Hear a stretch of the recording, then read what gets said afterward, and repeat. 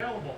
The city is set to move ahead with a deadline of June 30th for those who want to opt out. But the city is now facing a lawsuit from retirees who say that the Advantage Plan will not allow them to see doctors that are not included in its narrower scope. Joining me now to talk through the issues here is Marianne Pizzitola, a retired FDNY worker who's also the president of the NYC Organization of Public Service Retirees. With me here in the studio is Jake Gardner, a lawyer leading that class action lawsuit to preserve retirement benefits. Thank you both for coming on the show. And Marianne, let me start with you. This has been brewing for a number of years now. The city attempted to do this before. What is different about the situation now from your point of view? Well, the argument's basically still the same. Our organization is trying to push forward to protect retirees both on litigation and legislation. The reason being is that we have been saying, which one of the major points that our unions are not listening, or media is not listening to, is that our benefits are being stripped away from us to enrich our former unions. I understand you spoke with Mr. Garrido last week, and he's insisting that this has to be done to us to save the city money. But this isn't going to save the city money, and it's actually going to cost us money.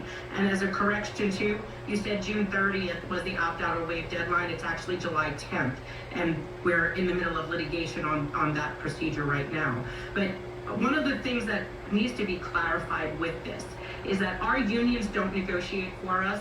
We are not in a union. I don't elect my union, these union leaders. I don't vote on contracts. These decisions are being made upon us, forced upon us. This is a problem because privatizing our healthcare is, the main purpose was this, when you talked about the stabilization fund with Mr. Garrido, was to enrich themselves. They took our funding to help finance their health insurance. And this was literally done on the backs of retirees, these wonderful people behind me. But Marianne, let me ask you about the, sort of the basics of union solidarity, right? I mean, there are those who are coming into the job, and the union tries to look out for them and their benefits, and then there are the active workers, and then there are the retirees. And at least one major union, the UFT, I know that retirees do get a vote. I mean, there's supposed to be sort of a solidarity that holds it all together. What the union leadership has told me is that they're trying to sort of balance a lot of different things, including keeping the stabilization fund solvent. Well, the stabilization fund is something that benefits active workers and under 65 retirees. If you are in a union or had a welfare fund, then you would only, as a Medicare eligible retiree, the only thing you would get from the stabilization fund is a prescription, vision, and dental plan. And that's if you're union, because we have many retirees that are non-union, managers, former city council, mayors, etc. That fund that you're speaking about does not benefit primarily a Medicare eligible retired person. That fund was founded in 1986 to finance the health insurance premium difference between two plans for active workers and non-Medicare retirees. Point blank, Municipal Labor Committee today admitted in a meeting that they need to sell off our health care to finance them, to enrich the active workers. Our retirees today, you want to talk solidarity? We make low fixed pensions. Many of our retirees, like DC 37 retirees, for example, make 2/3 of them make under $25,000 a year, 1/3 of them make under 12. Tell me how selling them off in privatized healthcare plans where they would have additional costs is a benefit. Okay, it's not. Let me bring Jake Gardner into this. This sounds like a dispute between, say, retirees and the union to which they pay dues over the course of their employment. Why is this a matter of law, and what are you trying to achieve with the lawsuit? So our dispute is actually with the city. Even though the unions are, the interests are conflicting between the union, active union members and retirees, our dispute is solely with the city. The city previously 2 years ago tried to force retirees into a Medicare Advantage plan by making them pay a prohibitively expensive amount for their existing Medicare benefits. The Supreme Court and the Appellate Division struck that down, said that it violated City Administrative Code, Section 12126.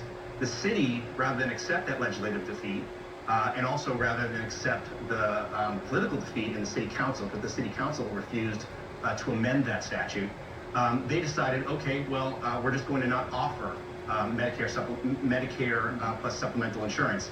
And so that is even more egregious, and even it violates even more laws than our original lawsuit. So we brought a lawsuit in May with 12 counts.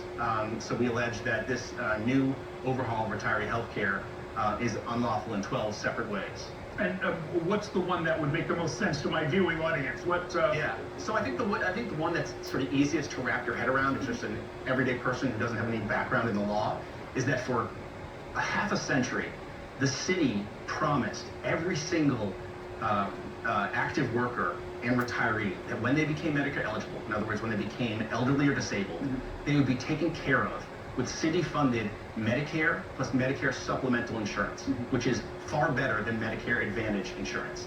And then, after 50 years of making that promise and retirees making decisions in their lives based on that promise, so detrimentally relying on it, the city said, actually, you know what, we're not going to honor that promise anymore.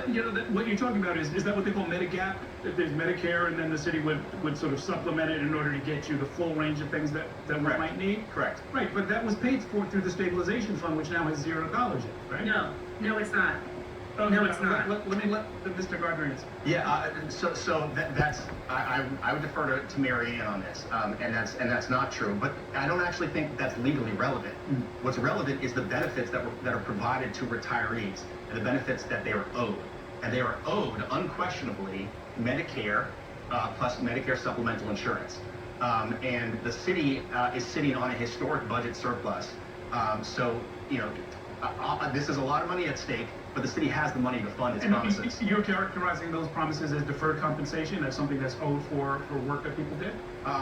In our lawsuit, we don't actually characterize it as deferred compensation, but I think that's one way of potentially looking at it. Okay, I want to read something. One of your members, Marianne, sent us a letter.